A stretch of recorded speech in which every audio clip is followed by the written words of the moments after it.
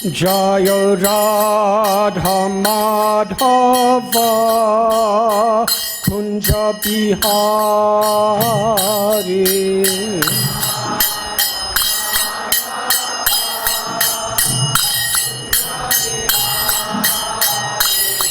Jaya Radha Madhava Kunja Bihari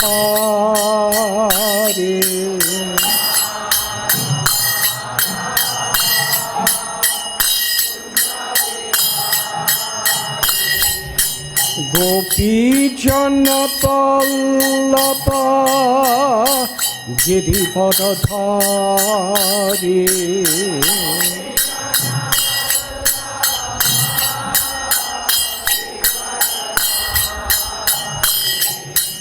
Gopi Jana Pallava Girivadadhari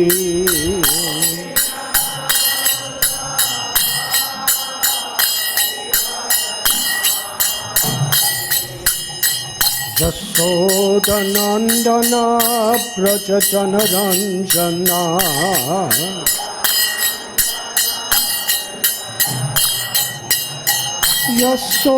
Yashodanandana Prajajana Ranjana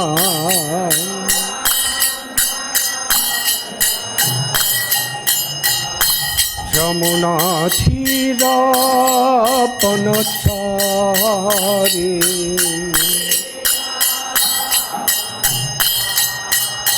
Jamuna Thira Panachari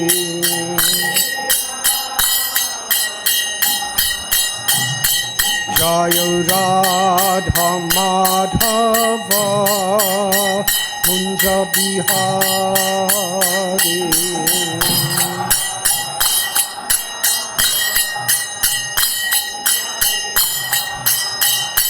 Jaya Gopi Jana Vallabha Girivadadhari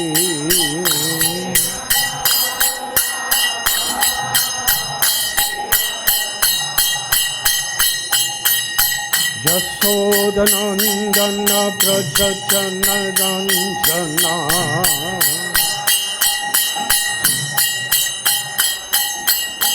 Jamuna Thira Panachari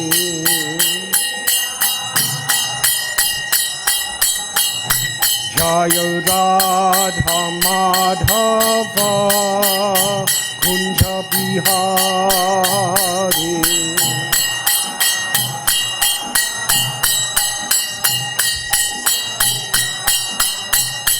Jaya Radha Madhava Kunja Bihari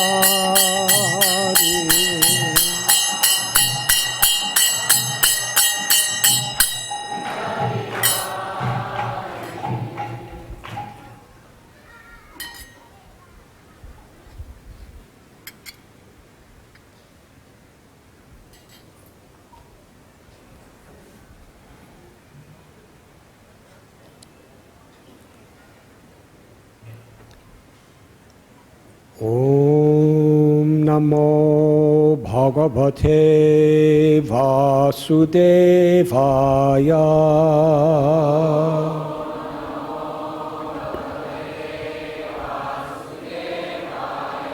Om Namo Bhagavate Vasudevaya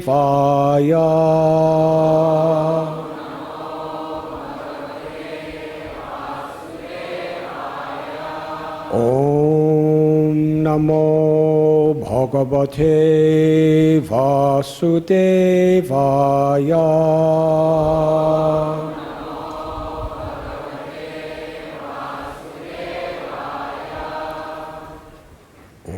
Om Agyantimidandasya Jnananjanachalakaya Chakshurun militam jena Tasmai Sri Gurave Namaha Sri Chaitanya Manobhishtam Sthapitam Yena Bhutale Swayam Rupa Kadamayam Dadati Swapadantikam Vandeham Sri Guru Sri Juthapatakamalam Sri Gurun Vaishnavamscha Sri Rupam Sagrajataham Sahagana Raghunatham Pitham Tham Sajivam Sadvaitam Savadutam Harijana Sahitam Krishna Chaitanya Devam Sri Radha Krishna Padan Sahagana Lalita Sri Vishakam Vitamscha He Krishna Karuna Sindhu Dina Bandhu Jagatpate Gopesha Gopika Kanta Radha Kanta Namostate Tapta Kanchana Gaurangi Radhe Vrindavaneshwari Vrishabhanu Sute Devi Pranamami Hari Priye Vanchakalpatarubhyascha Kripasindubhya evacha Patithanam Bhavanibhyo Vaishnavebhyo Namo Namaha Sri Krishna Chaitanya Prabhu Nityananda Sri Advaita Gadadhar Srivasati Gaura Bhakta Vrinda Hare Krishna Krishna Krishna Hare Hare Hare Rama Rama Rama Hare Hare Nama Om Vishnu Padaya Krishna Prishtaya Bhutale Srimate Bhaktivedanta Swami Niti Namine Namaste Saraswati Deve Gauravani Pracharine Nirvishesha Shunyavadi Astyajate Shatarine.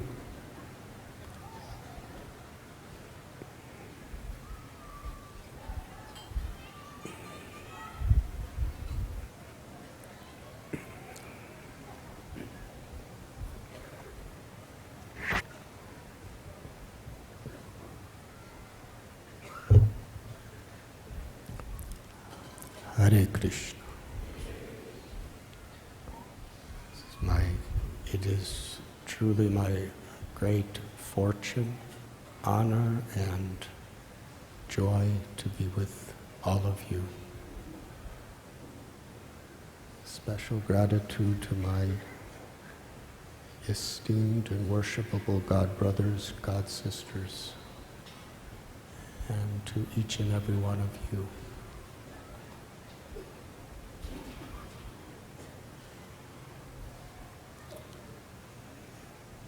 Srila Prabhupada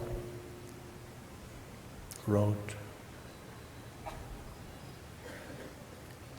that in order to truly access and understand the inner truths of bhakti, Mahajano yena kathasa panda, we require to follow the teachings as well as follow in the footsteps of the great souls.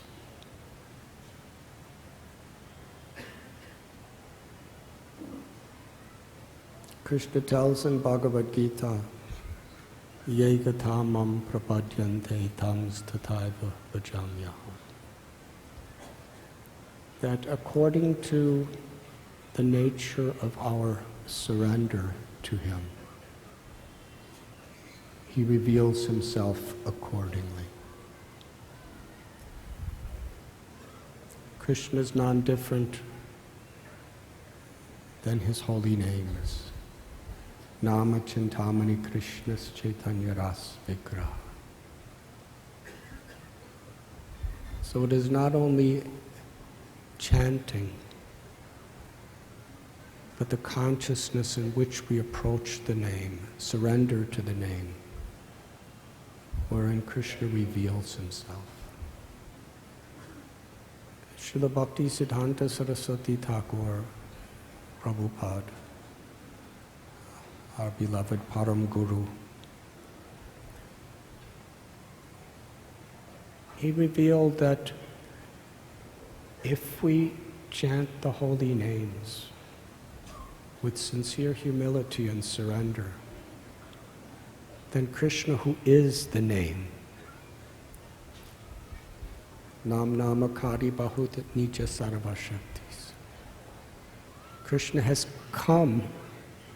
He's Kali Kale Namarupe Krishna Avatar. Krishna has incarnated in his own names. Hare, Sri Radha is personally present in her names.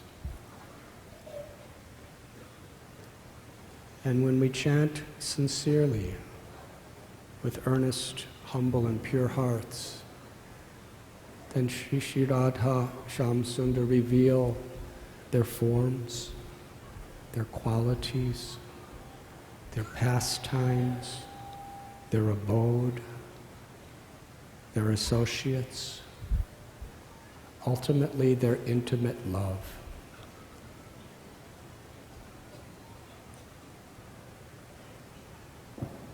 Krishna is non-different than Srimad Bhagavatam and Bhagavad Gita. Bhagavad Gita was spoken by Krishna. It is his words that summarizes the very essence of all the Vedas. And the Srimad Bhagavatam reveals the highest, most intimate truths of Krishna, culminating in his pastimes of Sri Vrindavan Dham.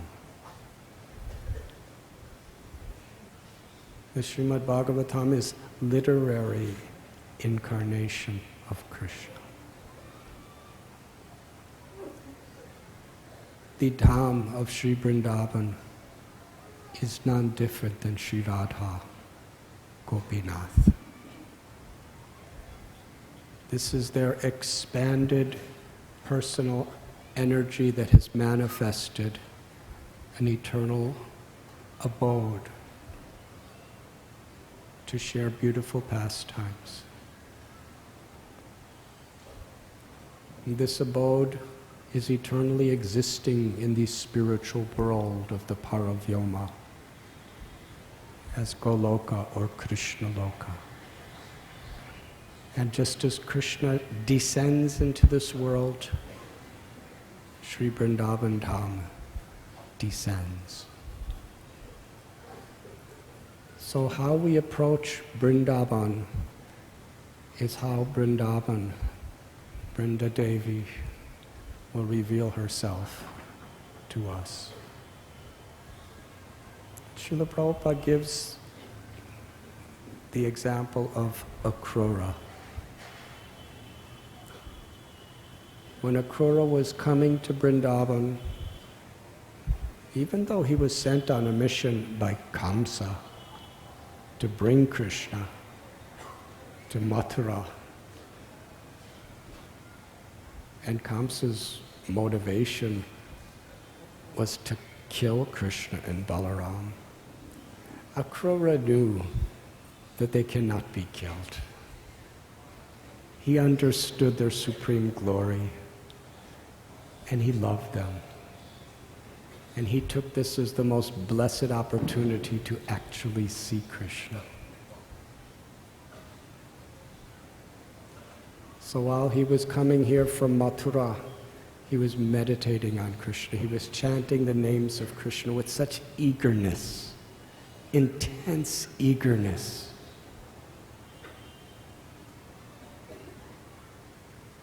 That Krishna will glance on me. I will take the dust of Krishna's lotus feet. Krishna will understand my real motive to surrender my body, mind, words, life to him. So he was coming to Vrindavan in really a spirit to surrender, to serve, to love. It's this consciousness in which we can actually enter into the spirit of Vrindavan. Srila Prabhupada defined bhakti as devotional service. The eagerness to serve for Krishna's pleasure. To take our selfishness and all of our personal conceptions of what we like and don't like aside. Samsiddhya Hari Doshanam. What will please Lord Hari? What will please our gurus and the Vaishnavas? And an eagerness, a determination, a longing. When we beg for that service, Krishna gives himself.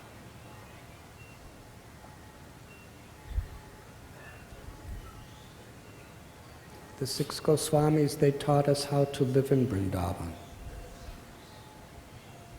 They left the riches of this material world to live under trees, on the ground, as beggars. They were begging for service, begging for loving service. What is prem? When we beg for prem, we just don't beg to experience the ecstasy of love. We beg for prem because when we have love, then we can serve Krishna in a way that will truly make him happy. As we come deeper in the spirit of bhakti, we understand that everything is for the satisfaction of Krishna as the servant of the servant of the servant of his servants. We explained how the gopas and the gopis, when ecstatic symptoms, where their heart was flooding with ananda, with bliss, when it distracted them from carefully performing their service, they prayed that those ecstasies would go away.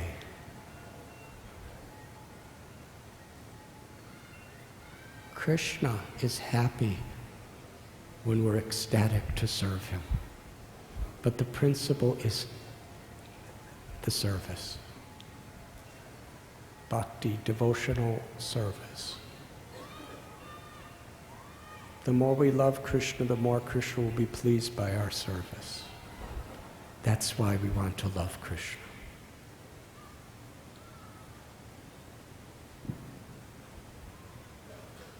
When we come to Vrindavan, this is what we beg.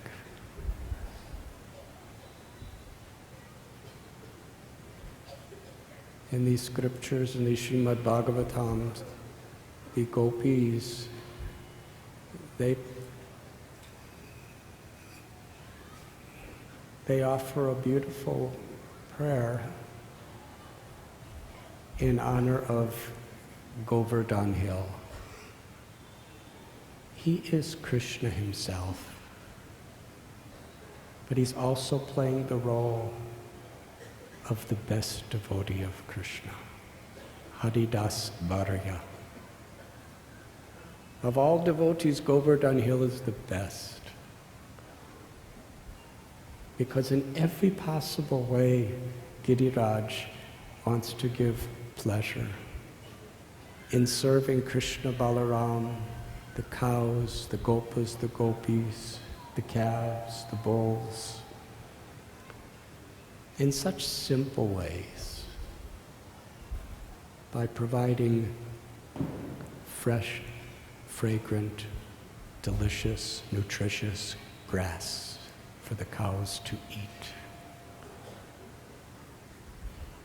and very pure nectaring waters in the lakes and the waterfalls and the streams to drink.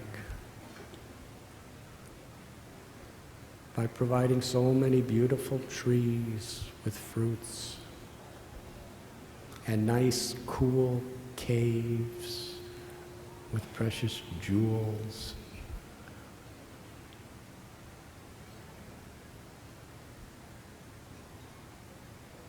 Srila Prabhupada explains in this regard that Govardhan Hill knows the art of pleasing Krishna by pleasing those he loves, his devotees, his cows.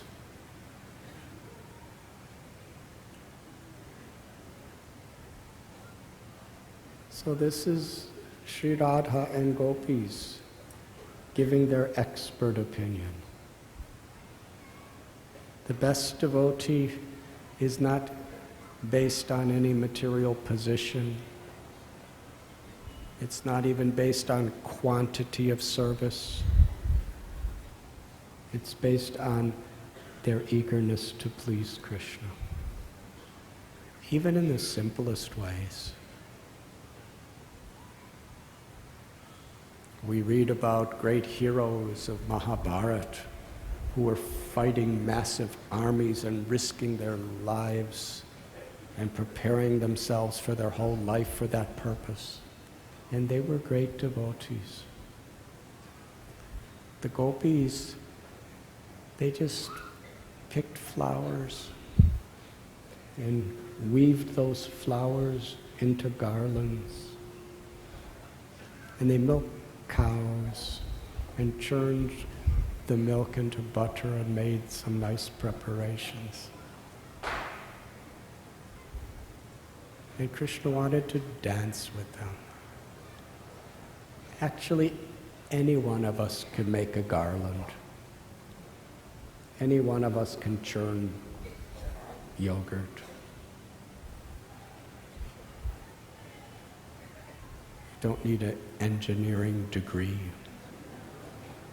Child could do it. So the gopis were engaged in the simplest activities that anyone and everyone could do. But their hearts, at every moment, their every word, their every thought, their every motion,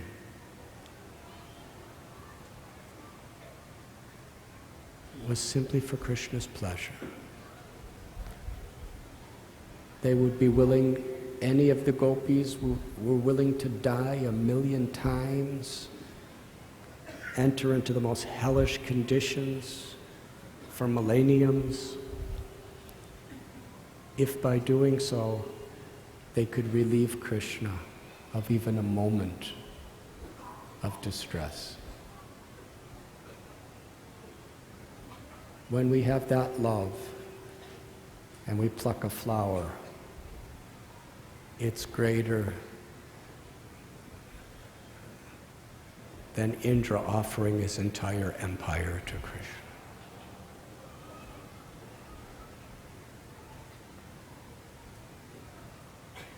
So we come to Vrindavan as beggars with this eagerness to serve. Praying to Krishna to take away the veil of Maya, which affects the world in limitless ways,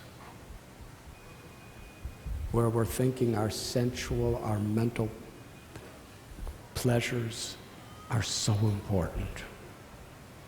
Our particular position, our prestige, are so important.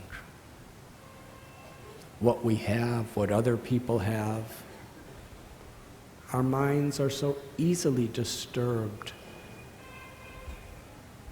by things that for the eternal soul mean absolutely nothing, and they never meant anything, and they never will. That's Maya. Prabhupada defines Maya as that which is not. That which has no value We spend every moment practically of this valuable human life trying to get it and keep it. We're willing to fight for it. We're willing to kill for it. We're willing to hate for it. We're willing to expend every moment which is more precious than all the wealth in creation for nothing.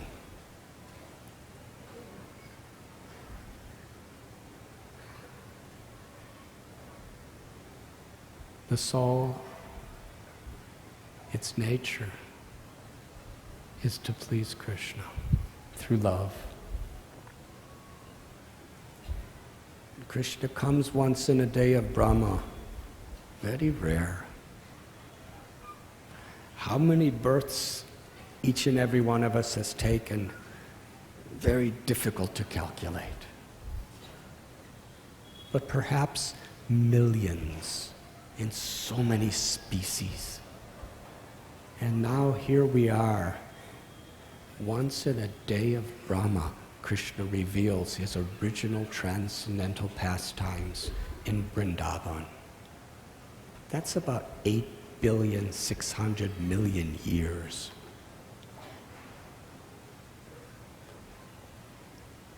And it was just recently. And Srila Prabhupada, by his causeless mercy, has brought us the full Vrindavan as it has been realized by all the great acharyas or sages of the parampara. And we're here. We don't know how long we'll live. It may be minutes, it may be years. But we're in Vrindavan.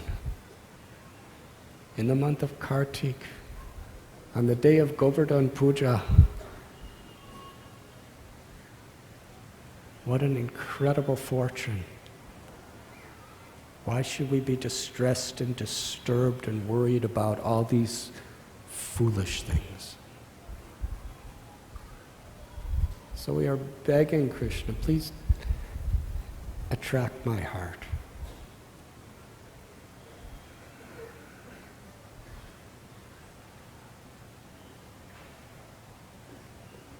Srila Prabhupada, in his last days in this world, when his body was almost without any health or weight whatsoever, he was so thin. He couldn't even hardly move.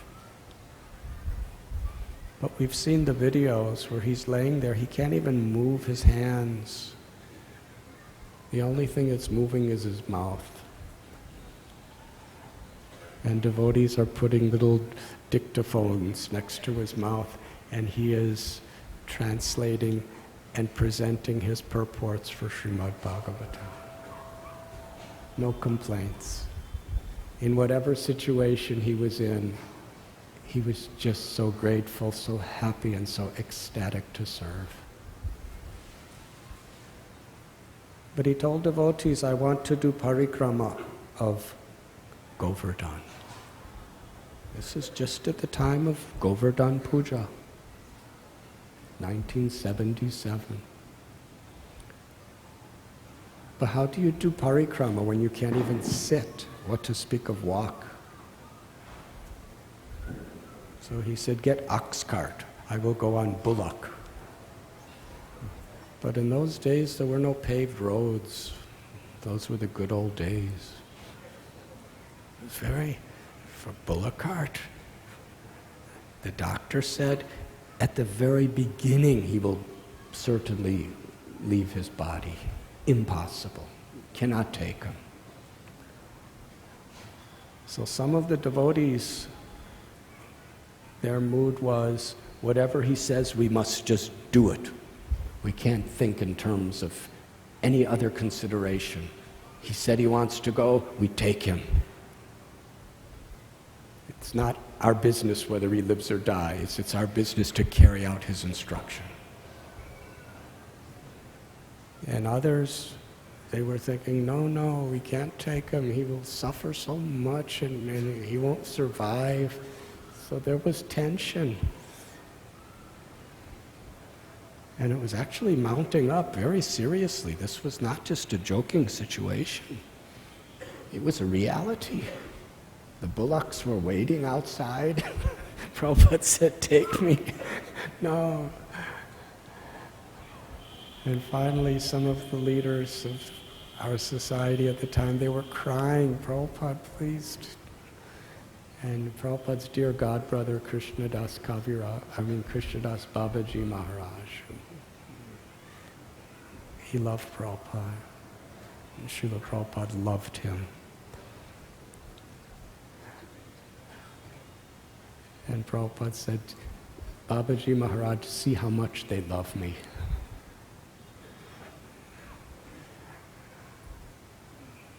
And he said, I will stay for the pleasure of his devotees.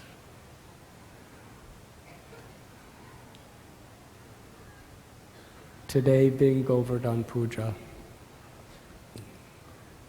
we'd like to briefly narrate parts of this story. Yesterday was Deepavali, the Amavasya. When Krishna was 7 years old, the day after, on the first day of the moon, Krishna and Balaram happened to see Nanda Maharaj and the cowherd men were making very elaborate arrangements for a ceremony. And of course, Nanda Maharaj and the Gopas would do this every year. Krishna knows everything. But as Sri Nanda Nandana, he asked his father, please tell me, what are all of these arrangements you're making? I see so many articles of religious worship, and I see Brahmins assembled, and I see so much of an investment of time and energy. Tell me everything. There should be no secrets among family members. And Nanda Maharaj explained that we are Vaishyas. Our livelihood, our lives are very much dependent on protecting the cows. And the cows eat grass. And in order for the grass to grow, we require rain. Indra is the deva, the demigod that provides rain. So it is our family tradition from a long time that on this day every year we give puja for Indra. To show our gratitude, with the hopes that he will continue to bless us. Krishna spoke very philosophically. It's only a 7-year-old child. He said, my father, we don't need Indra.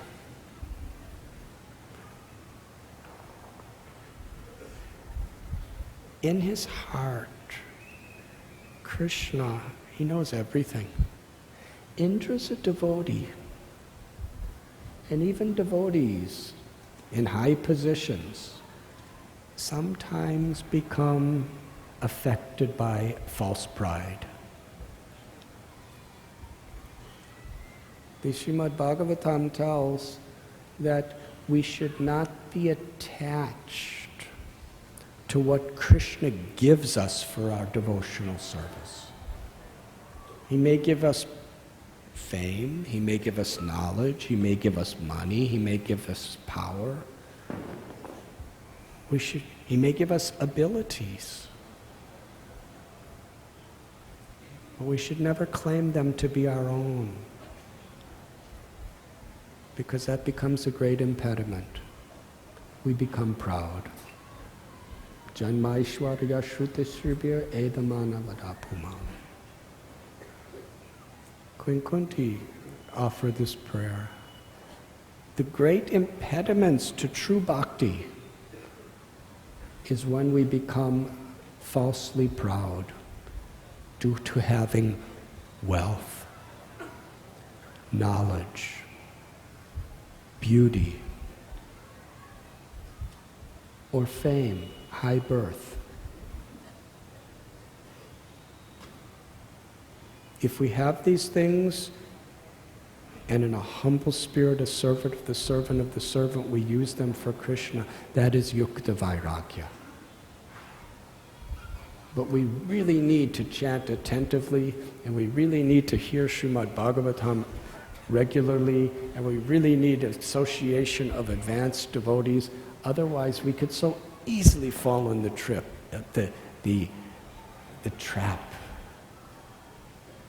of I and mine. And even in the name of service, I'm doing this service for my Guru and Krishna. But if somebody's doing more, I become envious, or I become depressed. Or if I'm doing more, I become very condescending and arrogant, demanding special privileges and rights. Well, Krishna knows that that's the tendency for every one of us. So he likes to teach lessons in very, very powerful ways. And he wanted to teach each and every one of us through Indra today. Because Krishna saw Indra has a really big post. He's head of the Devas, of the Swarga Loka. There's so many Vedic hymns to Indra. But Indra's getting distracted by false pride.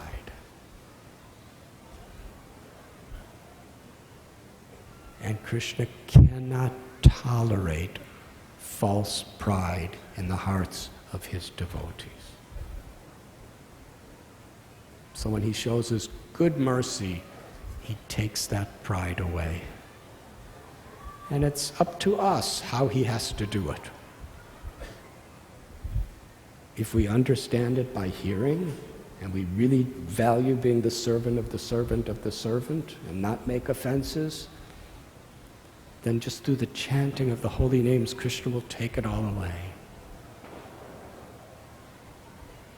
But if we're stubborn and we hold on to it, sometimes Krishna has to really crush that pride so that we chant the holy names helplessly. So Krishna wanted to give special mercy to Indra and simultaneously to everyone. So Indra's listening. Krishna knows.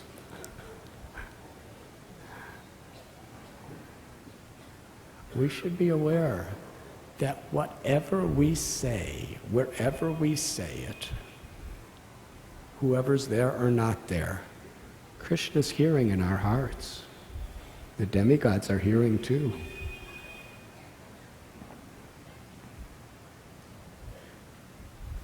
I don't want to make you afraid, but we should be alert to the reality. Nothing's a secret. There's higher powers who are witnessing everything at every moment. Even if you go into the darkest, most lonely cave in the Himalayan jungles where there's not a single person around and it's not a single mosquito, still, Krishna, the Devas, see your every movement, hear your every word. And that's how we make progress, by this consciousness.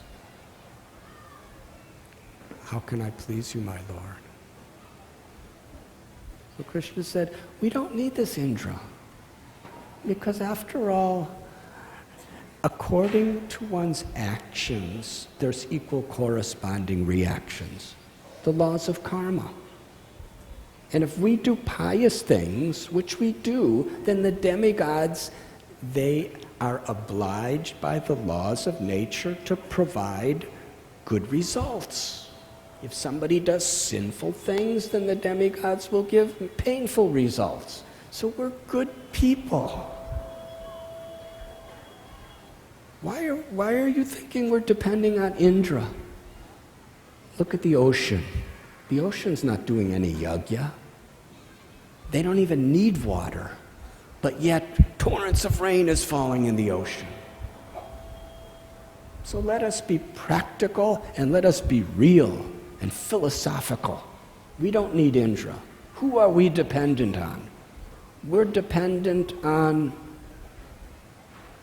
the Brahmins for blessings.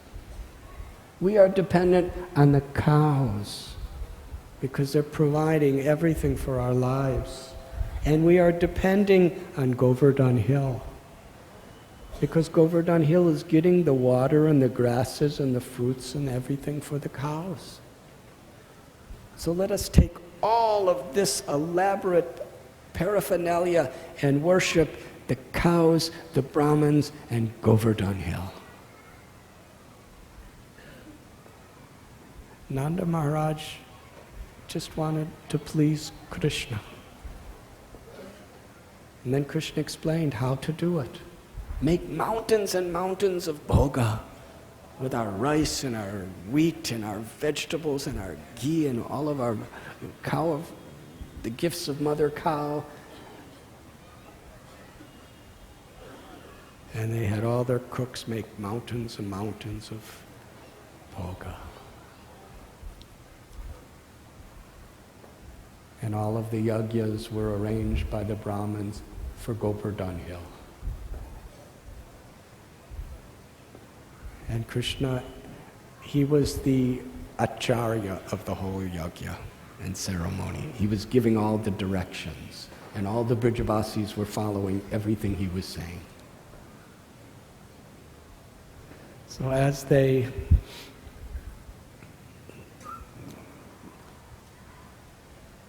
brought the bhoga forth,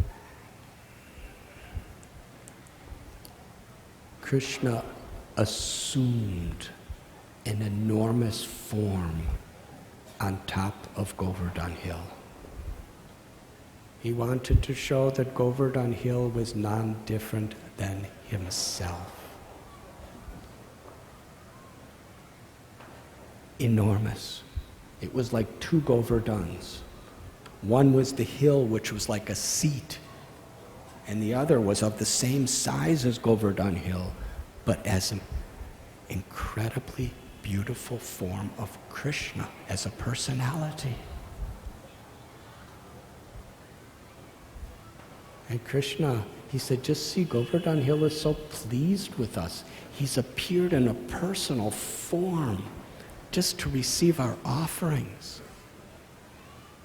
And Krishna was simultaneously down with all the Brajavasis. And when Krishna bowed down to the form of Giriraj, all the Brajavasis bowed down. And they made the offering. And Govardhan, he extended his long arms and he ate all the mountains of bhoga. He drank all the water from all the lakes around Govardhan Hill.